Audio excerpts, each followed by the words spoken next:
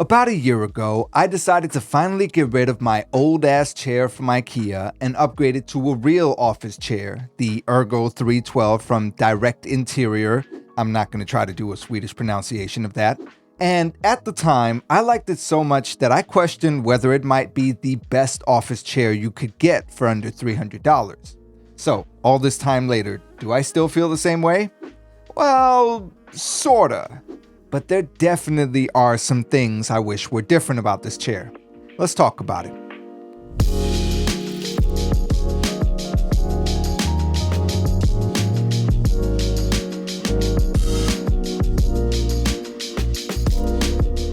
So, first of all, let's get some of the base specs out of the way. The Ergo 312 is an ergonomic office chair with 4D armrests, meaning they adjust in height, width, depth, and rotation, as well as adjustable height, seat depth, headrest, and lumbar support. More on that one later. Ha! Foreshadowing. It has a tilt function that can be locked in 4 different positions, and it goes all the way back to 123 degrees. It comes in either a black and white or fully black version, which is the one I have, can support up to 130 kilos or about 286 pounds, and it currently retails for about $350. So yeah, the price of it has actually gone up since I bought it about a year ago. Still not as expensive as a desk mat from GroveMade though. Meaning it is no longer under that $300 price mark, which in turn means it has priced itself into a category with slightly better competition than what it had before. So the big question is it still worth it? Well, in this video, I won't be going over all the different parts of the chair. If you're interested in that, there's a link in the description to my original review of the Ergo 312 from about a year ago, in which I go over all the details of it. Instead, now that I've actually lived with the thing for over a year, I thought it would be a good time to go over what I like and what I dislike, as well as whether I still think it's worth it overall. Let's start with the positives. First of all, this thing is definitely a huge upgrade over the chair I had before, which was like a cheap office chair I'd gotten from IKEA maybe a decade or so earlier. The difference in build quality and comfort was immediately noticeable and made it feel like an absolutely worthwhile purchase from day one. The seat itself is pretty soft, yet still firm enough to provide you with proper support. And more impressively, it hasn't been deformed at all even after a year of me using it almost every day. And I'm not saying I'm a big guy, but the last time I went to the beach, people flocked over to pour water on me until I went back in the ocean. The armrests are also pretty good, being relatively comfortable while also being firm enough that they've retained their shape even though I like to lean on them with my elbows. I love how adjustable they are, and whether I'm working, gaming, or leaning back to watch a movie or a YouTube video, there's generally always a way to ensure my arms are resting comfortably no matter how I'm sitting. Now, speaking of adjustability, the backrest is also absolutely great in this regard. First of all, being able to lean back all the way to 123 degrees means you can practically lay down while sitting at your desk, which is extremely relaxing and a good way to break up the monotony of being in one place for a long time.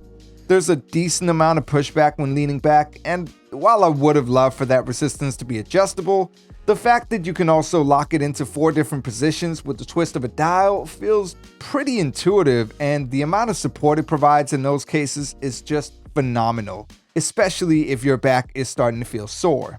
It never feels like the chair is going to give in no matter how hard you're pressing on it, and that sort of leads into the next thing I like about the chair, which is the build quality. Look, this chair is mostly made of plastic, which I know doesn't exactly scream high quality, and I honestly was a bit skeptical about how well it would hold up over time. But here we are a year later, and this thing still looks and feels pretty much new. There aren't any creaks or weird noises when I'm sitting, aside from the ones I make. And so far, none of the parts have shown any sign of wear and tear at all, which I guess shouldn't be surprising given that this thing comes with an absolutely insane 10-year warranty, which is really good for the price range, even with the price bump this thing has gotten. And finally, I also just like the fact that this chair can go really low. Look, I'm not a super tall guy, and for some reason, most of my height comes from my torso, so I have these tiny little legs, which, while not an issue in most chairs, does mean I can't rest my legs fully on the floor in some cases.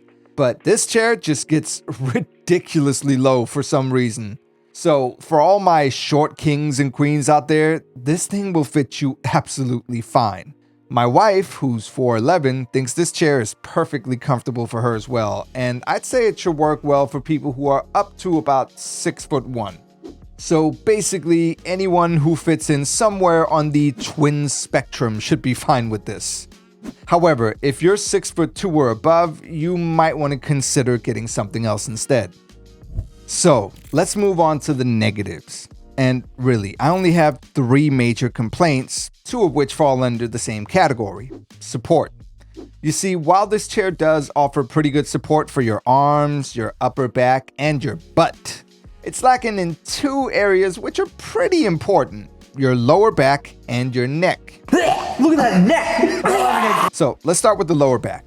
The thing is, the Ergo 312 has a pretty unique spin on the idea of lumbar support, which in theory is fine, I guess, but in reality just doesn't quite do enough to actually be useful in my opinion. You see, the back is made up of this hard plastic frame with a mesh stretched between the sides, and while this works fairly well to give you a decent amount of support for your upper back, their approach to giving you extra support for your lower back is to have these 2 little slider thingies which you can slide up and down a bit and which effectively harden the mesh between them. And again, in theory, this works fine. If you've got the back locked in an upright position and you've dialed in the sliders to hit your lower back just right, it does provide you with a little bit of extra lumbar support, which is pretty nice. However, the moment you unlock the chair and start leaning back, this thing becomes practically useless. First of all, the extra lumbar support is only really noticeable if you're pushing into the mesh with some force. Otherwise, it's kinda just not doing anything at all. And once you lean all the way back, your spine starts to arch a bit, meaning you're barely even touching the lumbar support at all. This is why you'll see some chairs adopt a sort of split design where the lower back is separate from the upper back, because that way it can contour to the shape of your body. The Ergo 312 does not do that, meaning if you have lower back issues, this chair is only ever usable when you're using it in an upright position, and even then, it's not exactly the best lumbar support you can get. It's not bad, at least not in that exact use case, but there definitely are better options on the market. Then next, there's the headrest. And while I'm happy that there is a headrest on this chair and that it's at least somewhat adjustable, the fact that it only adjusts vertically is a major downside in my opinion. Once again, when you're sitting in an upright position, this thing is fine, and it's definitely better than not having a headrest at all. But once you lean all the way back, the way it's designed means you'll just sort of be staring up at the ceiling unless you lean forward, in which case now you're not using the headrest anyway, so what's the point of even having it? Look, I currently have a dual monitor setup which I've stacked vertically, and I did that at least partially because I knew that when I was leaning back in this chair, I'd be staring up anyway, so why not put a monitor up there so I can watch stuff on it? And honestly, that does kind of work for me, but I still would have preferred if I was able to actually rest my head on the headrest somewhat more comfortably without being forced to look up at the damn ceiling. Oh, and that's not mentioning the fact that while everything else you can adjust on this chair is able to lock into whichever position you want it to, the headrest does not. Meaning, even if you do raise it up a bit, as soon as you put your head on it, it slides back down. So yeah, not a great headrest overall. And finally, coming back to the back, this thing is just an absolute dust magnet. And it's not exactly easy to clean, meaning you will have to put in some time and effort to clean this thing once in a while if you don't want to ruin the otherwise pretty nice aesthetics of the chair.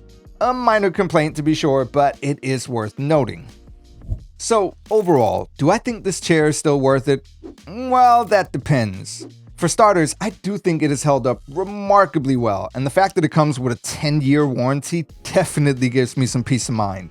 Given the fact that my chair still looks and feels pretty much new after a year, aside from all the dust, I wouldn't be surprised if it was still in good condition at the end of that 10-year mark. That means that even with the increased price, it still averages out to just $35 a year for its lifespan. But that's if you would want to keep it for that long.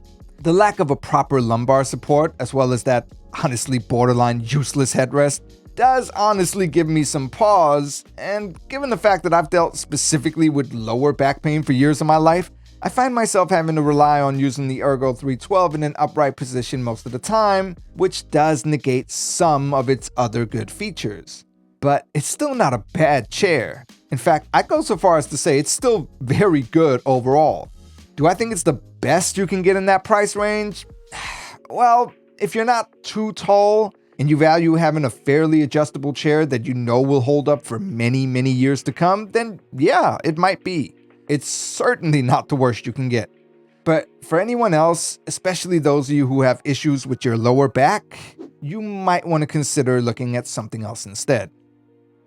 Well, that's it for this video. If you made it this far, please leave a like as it does help out the channel, and subscribe if you want to see more unbiased reviews of tech and desk setup accessories. And I'll see you guys in the next one. Peace out.